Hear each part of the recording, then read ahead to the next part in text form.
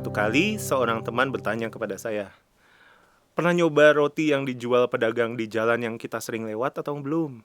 Lalu saya menjawab, "Belum pernah. Enakkah rotinya?" Dan dia pun menjawab, "Iya, enak."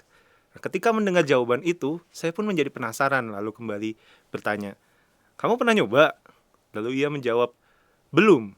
Nah, di situ saya menjadi kecewa, lalu menjawab dia, "Lalu gimana ceritanya kamu bisa tahu itu enak kalau belum pernah mencoba?"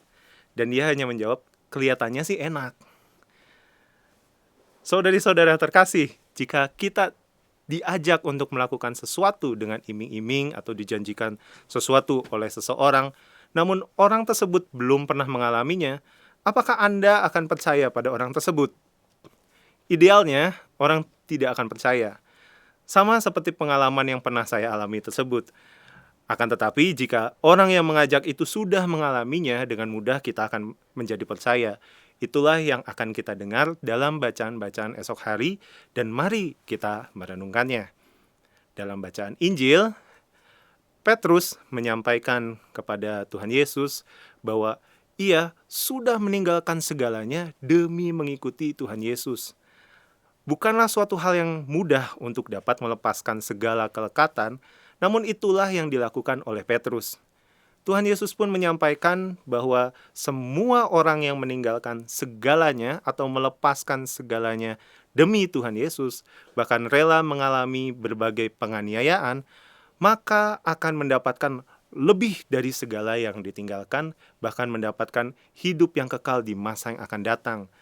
Persis itulah yang dialami oleh Petrus. Bacaan pertama esok hari diambil dari surat pertama Petrus. Surat itu ditulis ketika ia sampai ke Roma dan mengalami penganiayaan. Akan tetapi, ia malah mengajak pembaca surat itu untuk semakin teguh mengikuti Tuhan Yesus.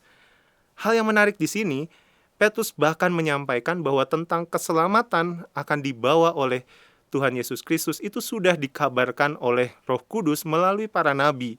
Oleh karenanya, Petrus meyakinkan juga para pembaca suratnya untuk melakukan hal yang sama dengan yang dilakukannya.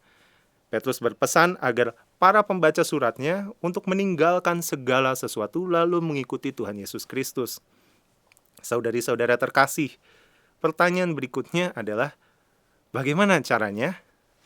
Petrus menyampaikan dalam bacaan pertama esok hari, yaitu hiduplah sebagai anak-anak yang taat, dan jangan turuti hawa nafsu yang menguasai kamu pada waktu kebodohanmu, tetapi hendaklah kamu menjadi kudus di dalam seluruh hidupmu, sama seperti Dia yang kudus yang telah memanggil kamu. Bagaimana Anda membayangkan hidup kudus itu? Apakah terbesit dalam bayangan Anda bahwa hidup kudus adalah hidup yang membosankan atau mungkin kaku? Nah, bukan suatu kebetulan juga bahwa pada hari esok kita juga memperingati peringatan Santo Filipus Neri. Ia dikenal sebagai Filipus yang baik. Mengapa dikenal seperti itu? Karena ia adalah sosok yang dikenal akan kebaikan dan keceriaannya. Ia menjadi contoh bagi kita bahwa kekudusan dapat dicapai dari berbagai jalan. Oleh karenanya, mari setelah merayakan Hari Raya Pentakosta, kita berusaha untuk hidup kudus melalui jalan kita masing-masing. Petrus sudah membuktikannya bahwa dengan hidup kudus, ia mendapatkan keselamatan itu.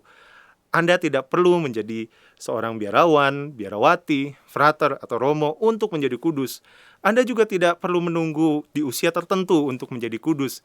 Siapapun Anda dan apapun pekerjaan Anda, mulailah dari sekarang untuk menuju kekudusan. Seperti pesan yang ditulis Petrus dalam suratnya, "Kuduslah kamu sebab Dia kudus."